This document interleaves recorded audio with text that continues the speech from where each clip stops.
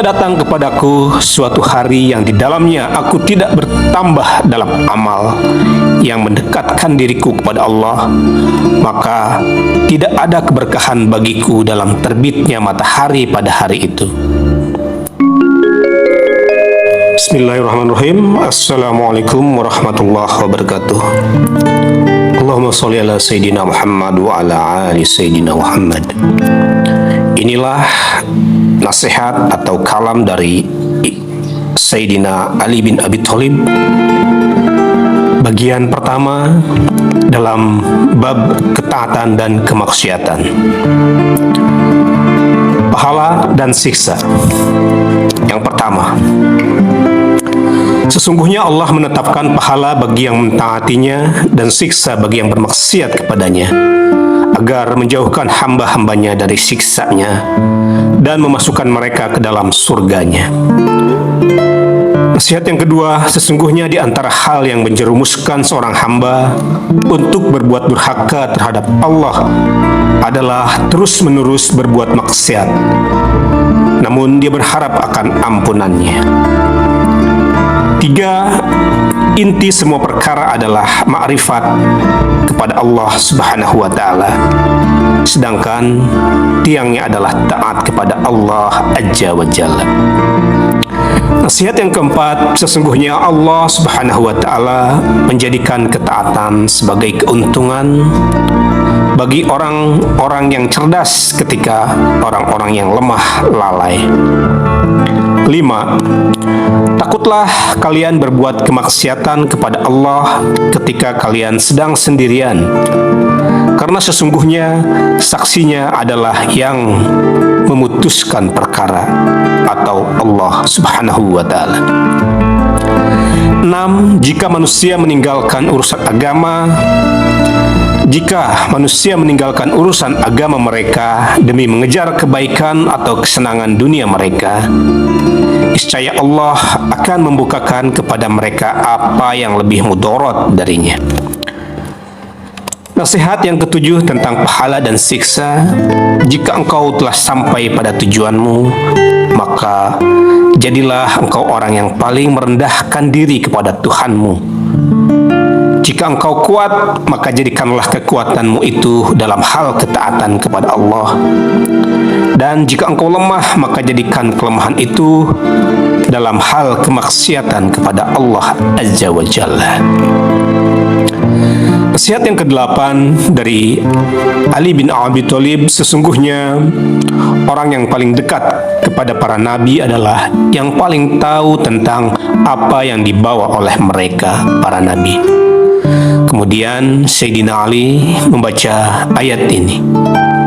Sesungguhnya orang yang paling dekat kepada Ibrahim ialah orang-orang yang mengikutinya, dan nabi ini Muhammad serta orang-orang yang beriman kepada Muhammad. Quran Surat Al-Imran ayat 63. Kemudian Ali bin Abi Thalib berkata, sesungguhnya kekasih Muhammad adalah orang yang menaati Allah meskipun jauh hubungan kekerabatannya dengan beliau. Dan sesungguhnya musuh Muhammad adalah orang yang bermaksiat kepada Allah meskipun dekat hubungan kekerabatannya dengan beliau. Nasihat yang ke-9, jika orang yang mengenal Tuhannya bermaksiat kepada Allah, niscaya dia akan menguasakan kepadanya orang yang tidak dikenal oleh orang itu. 10. Jika datang kepadaku suatu hari yang di dalamnya aku tidak bertambah dalam amal yang mendekatkan diriku kepada Allah, maka tidak ada keberkahan bagiku dalam terbitnya matahari pada hari itu.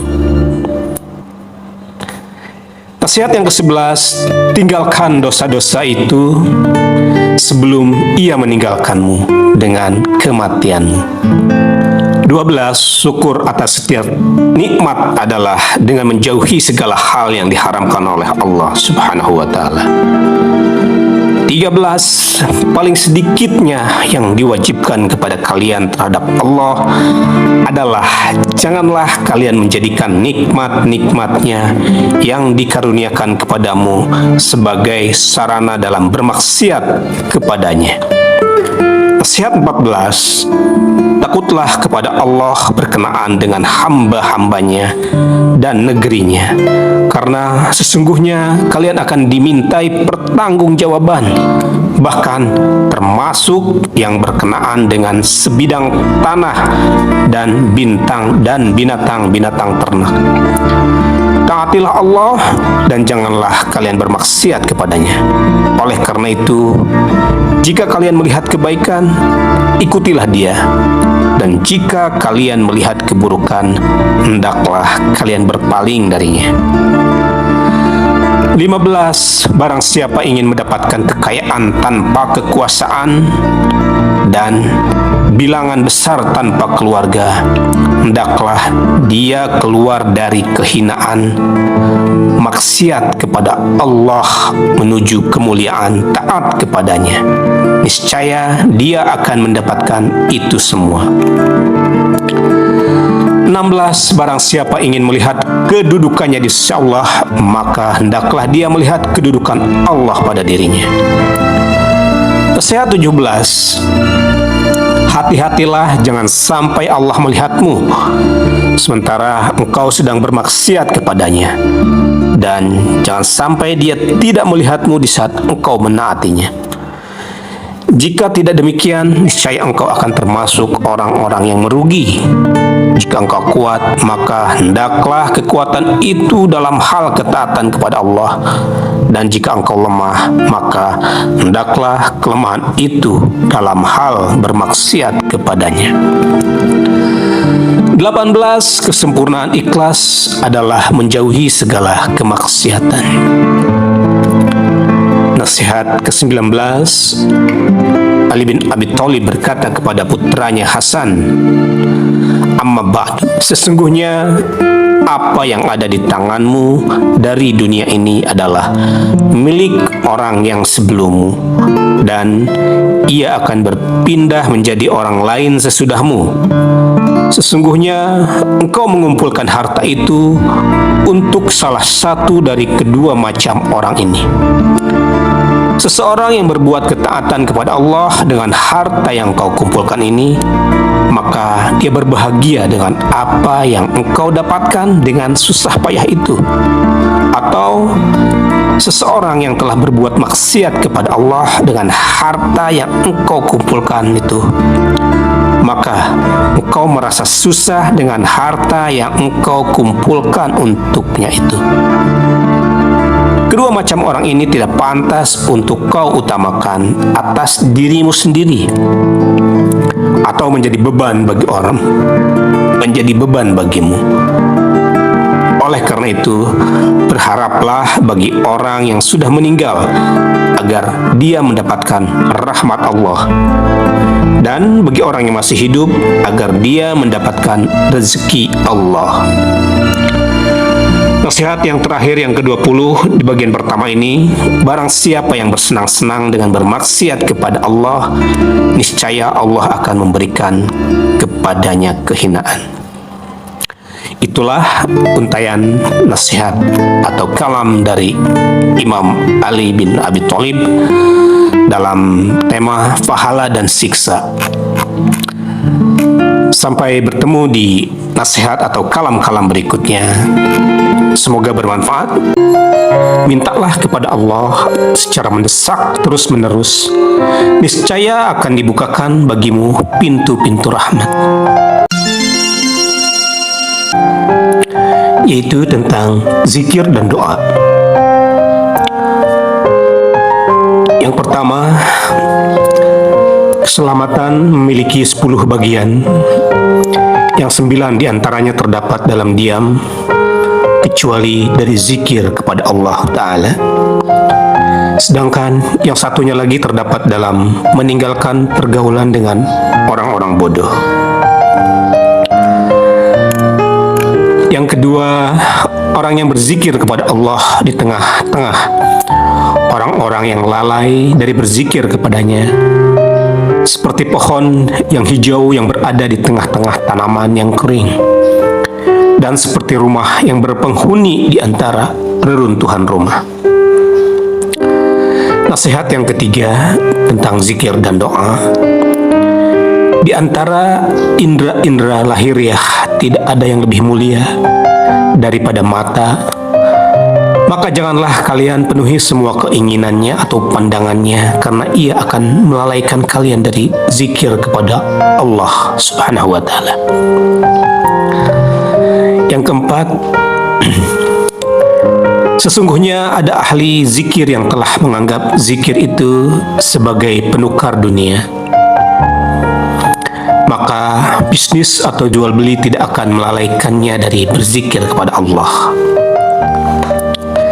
Yang kelima, ada kalanya engkau meminta sesuatu kepada Allah Subhanahu wa Ta'ala, tetapi permintaanmu itu tidak dikabulkannya, namun engkau diberikannya dengan sesuatu yang lebih baik daripada yang engkau minta itu.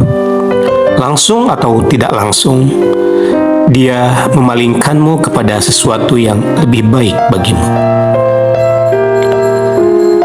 Yang keenam, doa adalah kunci rahmat. Nasihat yang ketujuh, mintalah kepada Allah secara mendesak terus-menerus, niscaya akan dibukakan bagimu pintu-pintu rahmat. Yang kedelapan, tolaklah berbagai gelombang bencana dengan doa. Nasihat yang kesembilan, orang yang berdoa dengan tulus pasti akan mendapatkan salah satu dari ketiga ini: dosa yang diampuni, kebaikan yang disegerakan, atau keburukan yang ditangguhkan.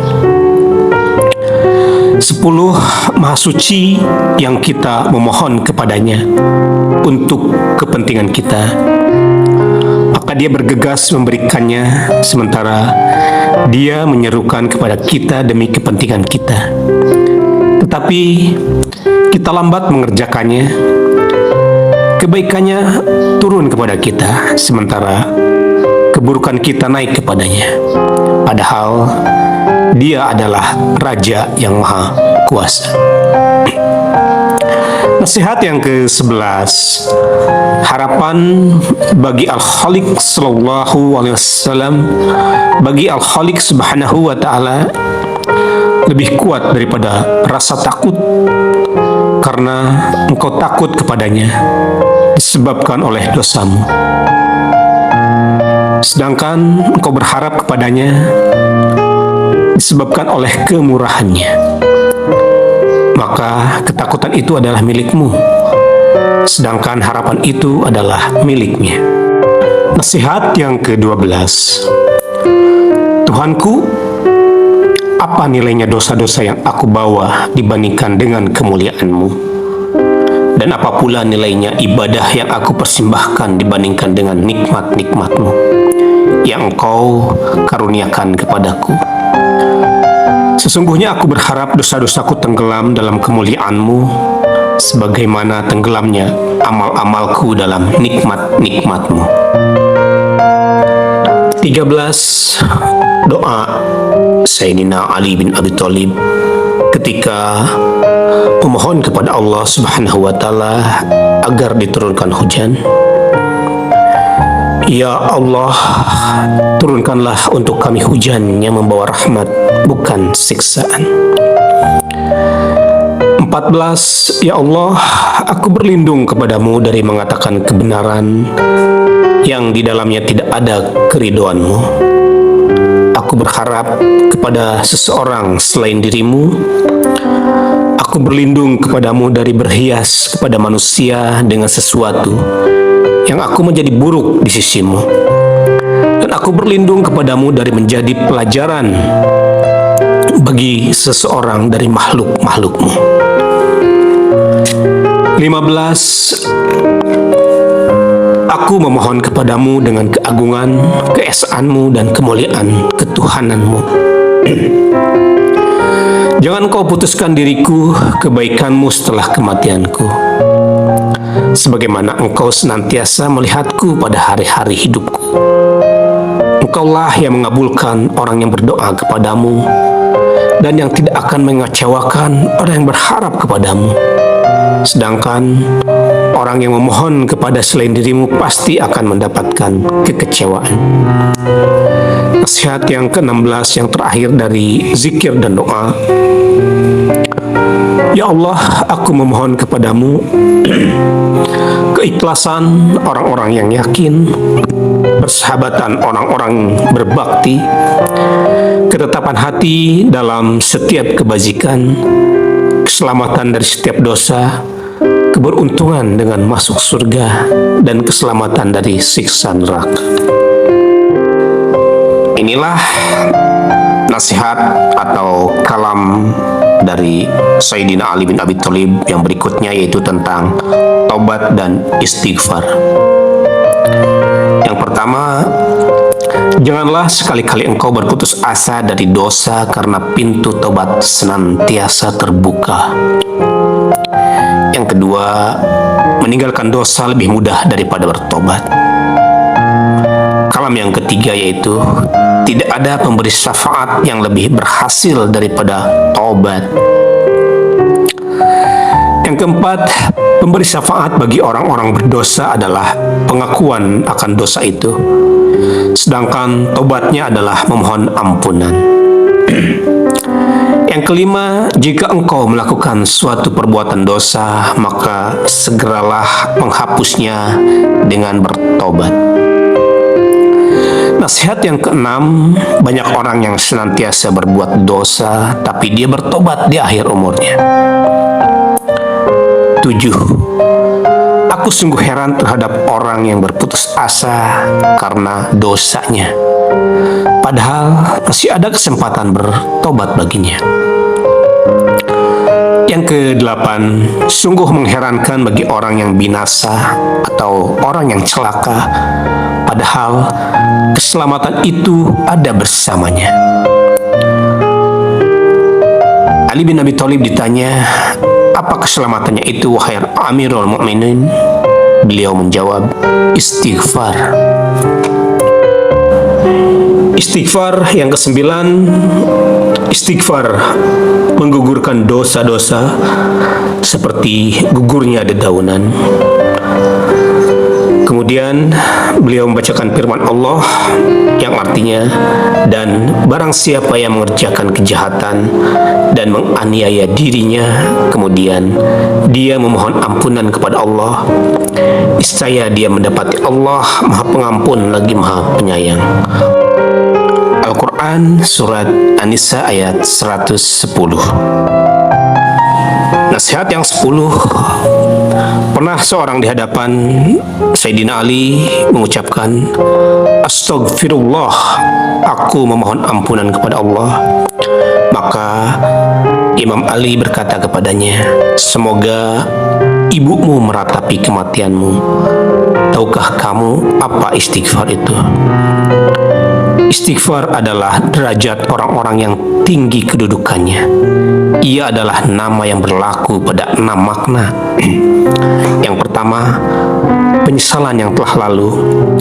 Yang kedua, bertekad untuk tidak kembali pada perbuatan dosa itu selamanya. Yang ketiga, mengembalikan hak orang lain yang telah diambilnya tanpa hak, sehingga kamu berjumpa dengan Allah dalam keadaan terlepas dari tuntutan seorang pun.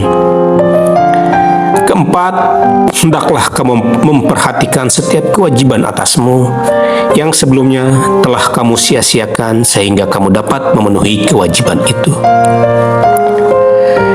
Yang kelima, hendaklah kamu perhatikan daging yang telah tumbuh dari hasil yang haram. Kalau kamu kuruskan ia dengan kesedihan sehingga kulit menempel pada tulang, lalu tumbuh di antaranya daging yang baru dari hasil yang halal. Dan yang keenam, hendaklah kamu rasakan badanmu dengan sakitnya ketaatan, sebagaimana kamu telah merasakannya dengan manisnya kemaksiatan. Maka ketika itulah kamu layak mengucapkan astagfirullah. Nasihat yang ke-11. Ya Allah, tunjukkanlah kepadaku kebaikan-kebaikanku dan bimbinglah aku pada jalan yang lurus. Ya Allah, perlakukan aku dengan ampunan-Mu dan janganlah Engkau perlakukan aku dengan keadilan-Mu. 12. Ya Allah, sesungguhnya dosa-dosaku tidak merugikan-Mu dan curahan rahmat-Mu kepadaku tidak mengurangi-Mu. Maka ampunilah aku apa yang tidak merugikan-Mu dan karuniailah aku apa yang tidak memberikan keuntungan bagi-Mu. Yang ke-13, ya Allah, curahkanlah waktuku untuk memenuhi tujuan penciptaanku atau beribadah kepadamu. Dan janganlah Engkau sibukkan diriku darinya karena sesungguhnya Engkau telah menjamin bagiku dengannya. Janganlah Engkau tolak aku padahal aku memohon kepadamu, dan janganlah pula Engkau siksa aku padahal aku memohon ampunan kepadamu. 14. Wahai orang yang berbuat dosa, sesungguhnya ayahmu Adam alaihissalam dikeluarkan dari surga hanya karena satu dosa. Yang ke-15, wangikanlah diri kalian dengan istighfar, janganlah bau busuk dosa mencemari diri kalian. Yang ke-16, aku memohon ampunan kepada Allah atas apa yang aku miliki dan aku menganggap baik apa yang tidak aku miliki. Dan yang terakhir dari dua tema ini yaitu yang ke-17, ya Allah, ampunilah isyarat lirikan mata, ketergelinciran ucapan, nafsu hati, dan kekeliruan lidah atau perkataan. Itulah nasihat-nasihat atau kalam-kalam dari Sayyidina Ali bin Abi Thalib tentang zikir dan doa, serta tema yang kedua tadi yaitu tobat dan istighfar.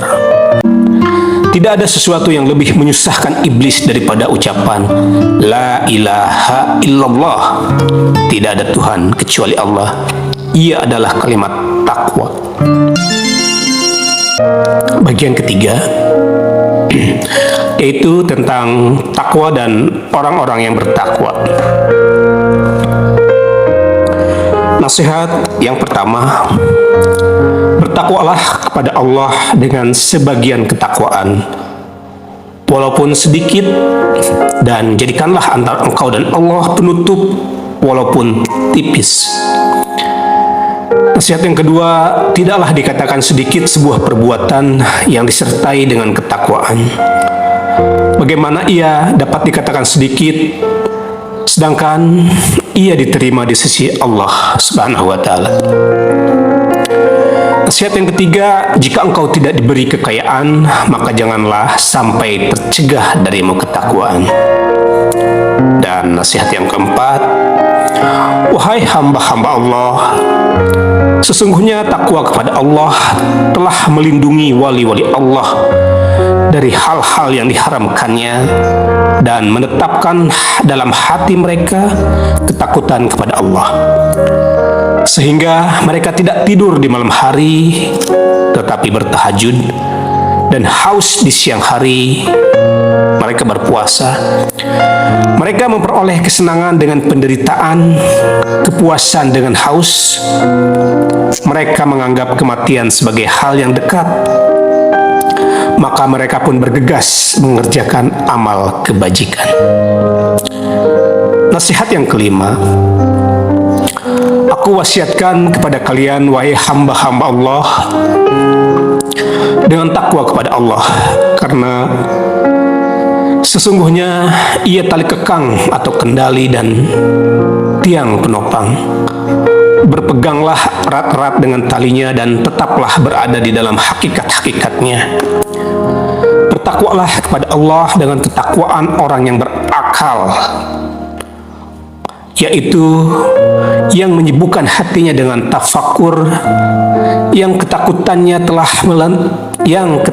telah meletihkan badannya, dan tahajudnya telah menjadikannya terjaga dari sebagian besar waktu tidurnya. Nasihat yang keenam, bertakwalah kalian kepada Allah dengan ketakwaan orang yang bila mendengar ayat-ayat Allah atau nasihat, hatinya menjadi khusyuk. Bila melakukan perbuatan dosa, dia terus mengakuinya dan bertobat. Bila ditakut-takuti akan siksa Allah, dia cepat beramal. Bila diperingatkan, dia cepat-cepat sadar. Bila diyakinkan hatinya, dia terus berbuat baik. Bila diberi nasihat, dia terus mengambil nasihat itu. Dan bila diingatkan, dia terus waspada. Nasihat yang ketujuh, bertakwalah wahai hamba-hamba Allah. Dari sisi Dia telah menciptakan kalian untuk beribadah kepadanya, dan hati-hatilah terhadapnya seukuran Dia telah memperingatkan kalian terhadap dirinya. Allah telah menjadikan sabar sebagai kendaraan keselamatan bagi hambanya dan ketakwaan sebagai persiapan kematian. Nasihat yang kesembilan, di antara wasiat Ali bin Abi Thalib kepada anaknya Hasan dan Husain, aku wasiatkan kepada kalian berdua untuk senantiasa bertakwa kepada Allah. Janganlah sekali-kali kalian berdua menghendaki dunia, sekalipun dunia itu menghendaki kalian berdua. Dan jangan pula kalian berdua menyesali sesuatu dari dunia ini yang terlewat dari kalian berdua. Katakanlah yang benar dan beramallah demi mengharapkan pahala dari Allah. Jika kalian berdua musuh bagi orang yang zalim dan penolong jadilah kalian berdua musuh bagi orang yang zalim dan penolong bagi orang yang dizolimi. Nasihat yang ke-10, tidak ada sesuatu yang lebih menyusahkan iblis daripada ucapan La ilaha illallah, tidak ada Tuhan kecuali Allah. Ia adalah kalimat takwa. Yang ke-11, sesungguhnya sekelompok orang telah mendahului orang-orang lain memasuki surga Aden. Yang mereka ini bukanlah orang-orang yang paling banyak sholatnya, puasanya, hajinya, dan umrohnya. Akan tetapi mereka ini memahami tentang Allah urusannya, maka menjadi baiklah ketaatan mereka, lurus kewaraan mereka, dan sempurna keyakinan mereka. Oleh karena itu mereka mengungguli perangna keyakinan mereka. Mereka mengungguli perangai orang selain mereka dengan kemuliaan dan ketinggian kedudukan mereka. Nasihat yang ke-12, sesungguhnya wali-wali Allah adalah mereka yang memandang batin dunia ketika orang-orang memandang lahirnya. Mereka sibuk dengan urusan akhirat ketika orang-orang disibukkan dengan urusan dunia.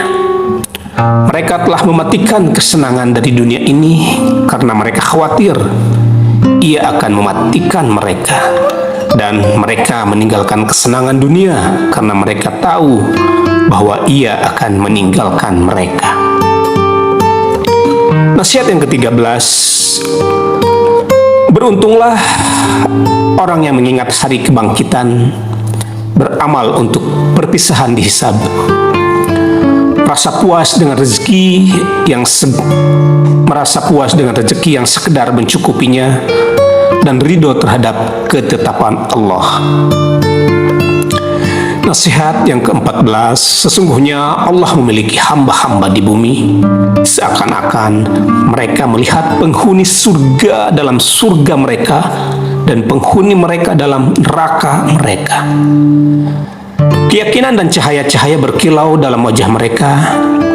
Hati mereka senantiasa diliputi kesedihan. orang-orang merasa aman dari kejahatan mereka, jiwa mereka suci, kebutuhan mereka sedikit, mereka bersabar dalam hari-hari yang pendek di dunia demi kesenangan yang panjang di akhirat. Adapun di malam hari mereka berdiri melaksanakan sholat malam. Air mata mereka bercucuran di pipi mereka. Mereka berdoa dengan sepenuh hati kepada Allah Subhanahu wa Ta'ala. Mulut dan hati mereka telah merasakan manisnya bermunajat kepada Allah. Allah telah bersumpah terhadap dirinya sendiri dengan keagungan, kemuliaannya bahwa Dia akan mewariskan kepada mereka kedudukan yang tinggi di depan, kedudukan yang tinggi di tempat yang disenangi Allah. Adapun di siang hari mereka adalah orang-orang penyabar dan alim ulama dan orang-orang yang berbakti, yang bertakwa.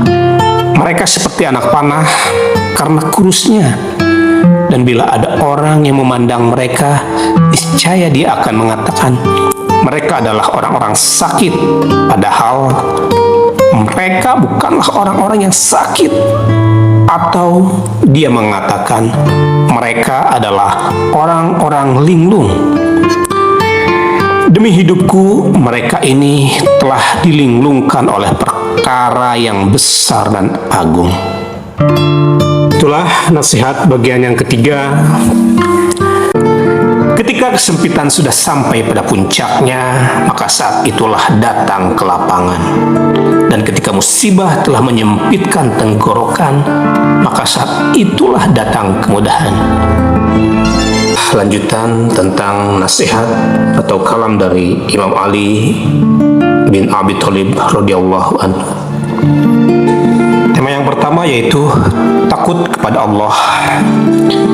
Yang pertama adalah sungguh mengherankan orang yang takut pada siksaan seorang penguasa, padahal siksaan itu pendek masanya.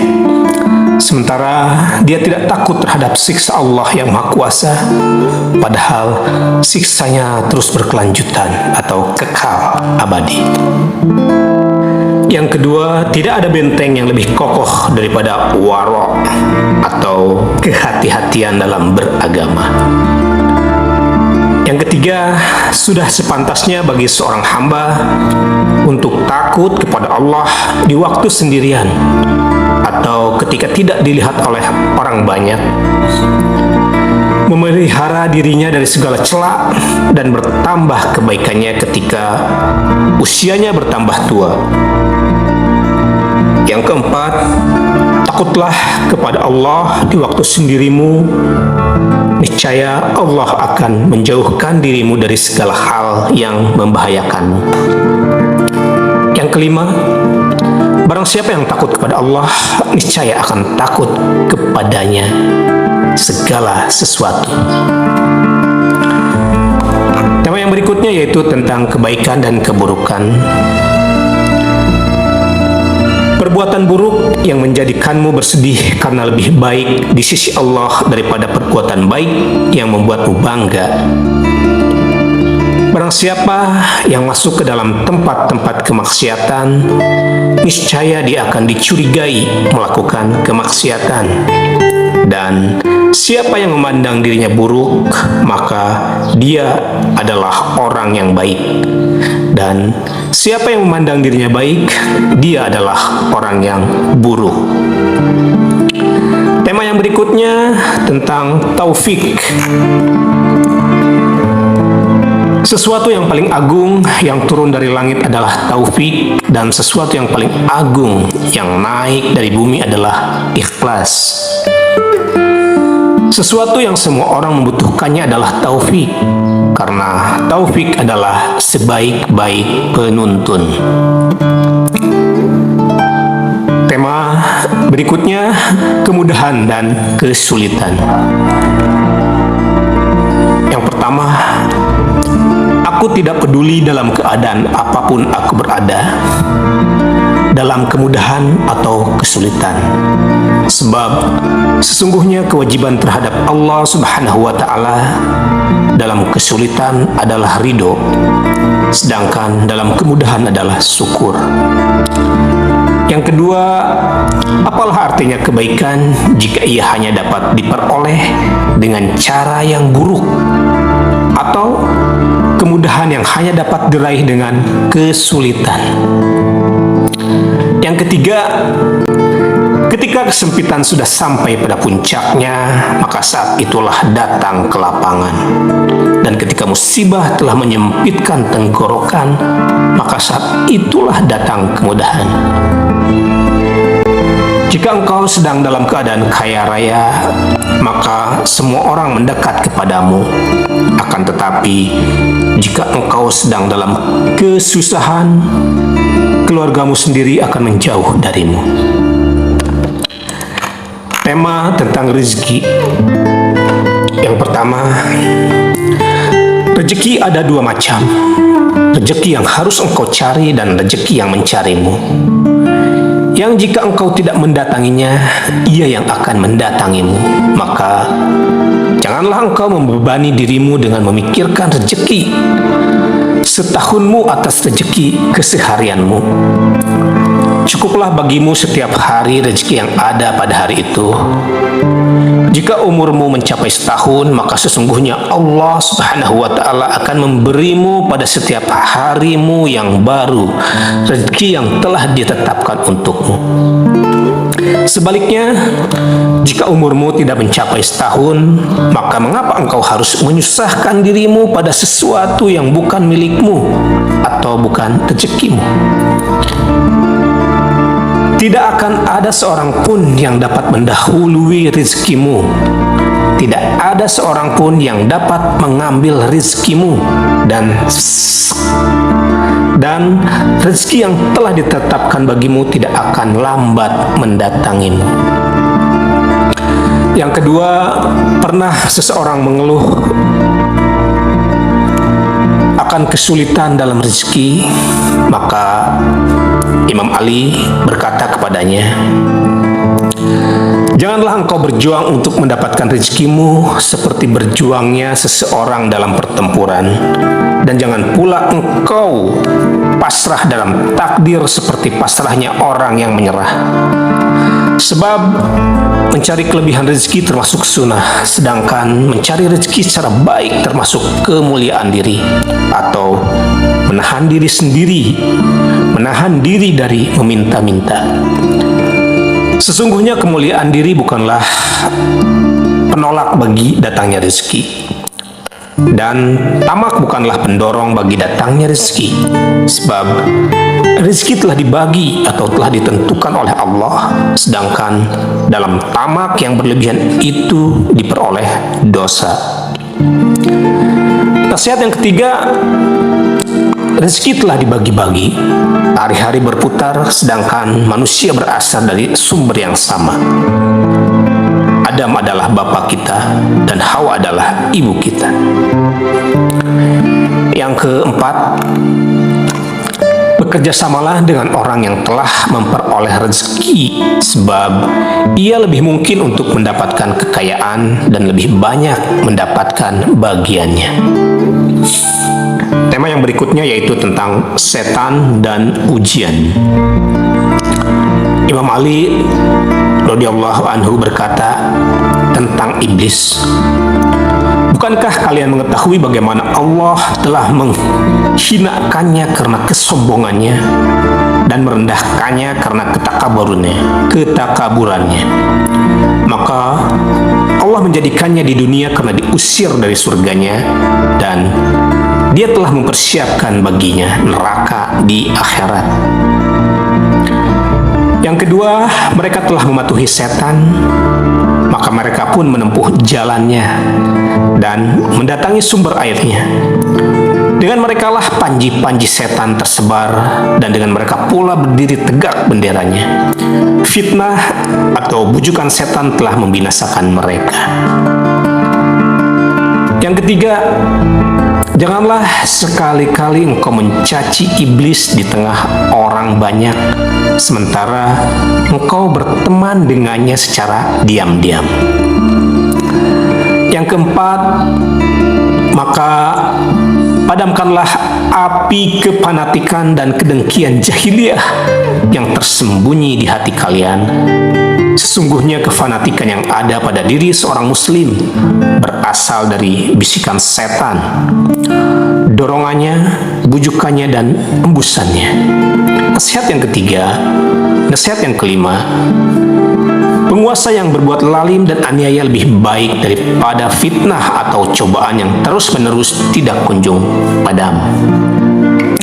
Dan kalam yang keenam, barang siapa yang membangun fitnah atau cobaan, maka dialah yang akan memakannya. Yang ketujuh, jadilah engkau dalam fitnah seperti anak unta. Ia tidak memiliki punggung yang dapat ditunggangi, tidak pula tetek yang dapat diperah air susunya. Yang kedelapan, janganlah sekali-kali seseorang di antara kalian berdoa, "Ya Allah, aku berlindung kepadamu dari fitnah." Sebab setiap orang termasuk fitnah, akan tetapi barang siapa yang hendak meminta perlindungan, maka hendaklah dia meminta perlindungan dari fitnah-fitnah yang menyesatkan. Sebab Allah Subhanahu wa Ta'ala telah berfirman, sesungguhnya hartamu dan anak-anakmu hanyalah fitnah, cobaan atau cobaan bagimu. Quran surat 64 ayat 15.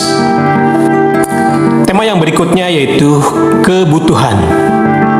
Yang pertama, janganlah engkau berdoa kepada Allah agar Dia menjadikanmu tidak butuh kepada manusia.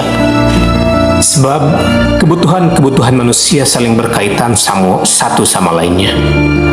Seperti berhubungannya anggota-anggota badan, maka kapan seseorang tidak membutuhkan tangannya atau kakinya? Akan tetapi, berdoalah kepada Allah agar Dia menjadikanmu tidak butuh kepada orang-orang jahat di antara mereka. Nasihat yang kedua, janganlah engkau meminta kebutuhanmu kepada orang yang bukan ahlinya, atau yang kikir, atau yang pasti tidak akan memberimu. Dan janganlah engkau meminta yang bukan pada waktunya, atau yang tidak tepat. Dan jangan pula engkau meminta sesuatu yang engkau tidak berhak menerimanya, yang karenanya engkau pasti tidak akan diberinya. Nasihat yang ketiga, janganlah engkau menangguhkan pemberian kepada orang yang membutuhkan sampai pada keesokan harinya, sebab engkau tidak tahu apa yang akan terjadi pada keesokan hari. Yang keempat, janganlah engkau meminta bantuan dalam hal kebutuhanmu kepada orang yang lebih layak menerimanya, yang lebih layak menerima bantuan daripada kamu. Nasihat yang kelima, carilah segala kebutuhanmu dengan menjaga harga diri, karena sesungguhnya tangan Allah lah yang memenuhinya. Dan yang keenam, jika engkau ingin dipatuhi atau dipenuhi permintaanmu, maka mintalah yang sekiranya mungkin dipenuhi. Yang ketujuh, kelembutan dalam kebutuhan lebih bermanfaat daripada perantaraan atau koneksi.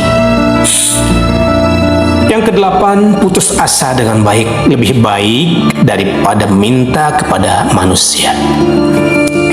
Dan nasihat yang kesembilan, barang siapa yang mengeluhkan kebutuhannya kepada seseorang atau kepada seorang mukmin, maka seakan-akan dia mengeluhkannya kepada Allah. Dan barang siapa yang mengeluhkannya kepada seorang kafir, maka seakan-akan dia mengeluhkan Allah kepadanya. Nasihat yang ke-10, Janganlah kalian meminta untuk memenuhi kebutuhan kalian kepada 3 macam manusia. Yang pertama, kepada seorang pendusta, karena sesungguhnya dia akan mendekatkannya padahal ia jauh. Kedua, kepada orang bodoh, karena sesungguhnya dia ingin memberikan manfaat kepadamu, namun dia justru merugikanmu. Yang ketiga, kepada seseorang yang dia sendiri memiliki kebutuhan, kepada orang yang hendak engkau mintai untuk memenuhi kebutuhanmu, sebab dia akan menjadikan kebutuhanmu sebagai tameng bagi kebutuhannya sendiri. Nasihat yang ke-11.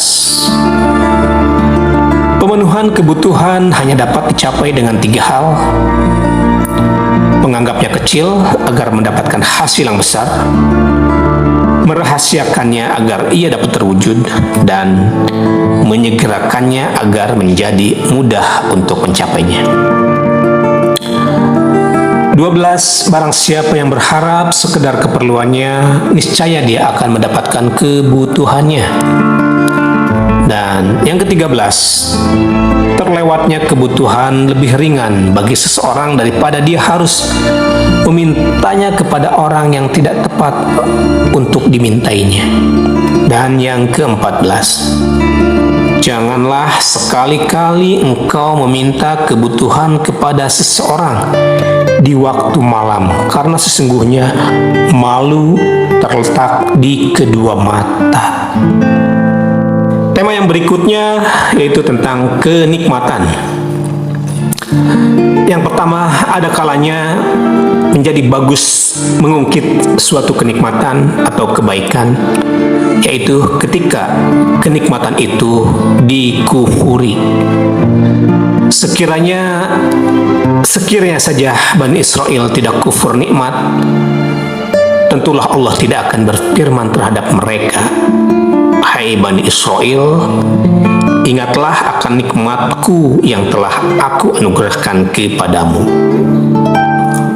2. Setiap nikmat memiliki pembukaan dan penutupan. Pembukanya adalah kesabaran, sedangkan penutupnya adalah kemalasan. Yang ketiga, janganlah sekali-kali engkau kufur terhadap pemilik kenikmatan, karena sesungguhnya kufur nikmat itu termasuk penyakit-penyakit kekufuran. Yang keempat, tidak ada kenikmatan di dunia ini yang lebih besar daripada panjang umur dan badannya sehat. Tema yang berikutnya yaitu tentang jalan-jalan keselamatan. Yang pertama, 3 hal yang menyelamatkan, yaitu takut kepada Allah, baik secara diam-diam maupun terang-terangan. Hidup sederhana, baik di waktu miskin maupun kaya, dan berlaku adil, baik di waktu marah maupun ridho. Yang kedua, barang siapa yang diberi 4 hal, maka dia tidak akan dicegah dari 4 hal. Barang siapa yang diberi doa, dia tidak dicegah dari diperkenankannya doanya. Barang siapa yang diberi tobat, dia tidak akan dicegah dari diterimanya tobatnya. Barang siapa yang diberi istighfar, dia tidak akan dicegah dari ampunan Allah. Dan barang siapa yang diberi syukur, dia tidak akan dicegah dari tambahan nikmat Allah. Dan tema yang terakhir pada pertemuan ini yaitu tentang rahmat. Yang pertama, makhluk adalah keluarga Allah, dan orang yang paling dicintai oleh Allah adalah yang paling menyayangi keluarganya. Yang kedua, dialah yang murkanya sangat keras terhadap musuh-musuhnya dalam keluasan rahmatnya, dan rahmatnya yang luas terhadap wali-walinya dalam kekerasan murkanya. Dalam yang ketiga yaitu sesungguhnya Allah Subhanahu wa taala bisa jadi memasukkan seorang yang fasik dalam agamanya, yang kejam terhadap makhluknya, ke dalam surga dengan kemurahannya. Yang keempat, sayangilah orang-orang yang lemah di antara kalian, karena kasih sayang terhadap mereka adalah penyebab datangnya rahmat Allah kepada kalian. Yang kelima, kasih sayang akan menumpulkan tajamnya penentangan. Yang keenam, hendaklah kalian berbuat baik terhadap keturunan orang lain. Niscaya keturunanmu akan terpelihara. Yang ketujuh, tidak ada kehidupan bagi orang yang tidak memiliki kelemah lembutan. Dan yang terakhir, yang kedelapan, ada 3 macam orang yang patut dikasihani, yaitu orang yang pandai yang diperlakukan seperti orang bodoh, orang yang lemah berada dalam kekuasaan seorang yang zalim lagi kuat, dan kaum yang mulia butuh kepada orang yang hina. Itulah nasihat-nasihat atau kalam-kalam dari Imam Ali bin Abi Thalib radhiyallahu an. Sampai ketemu di nasihat atau kalam-kalam dengan tema-tema yang berbeda. Wassalamualaikum warahmatullahi wabarakatuh.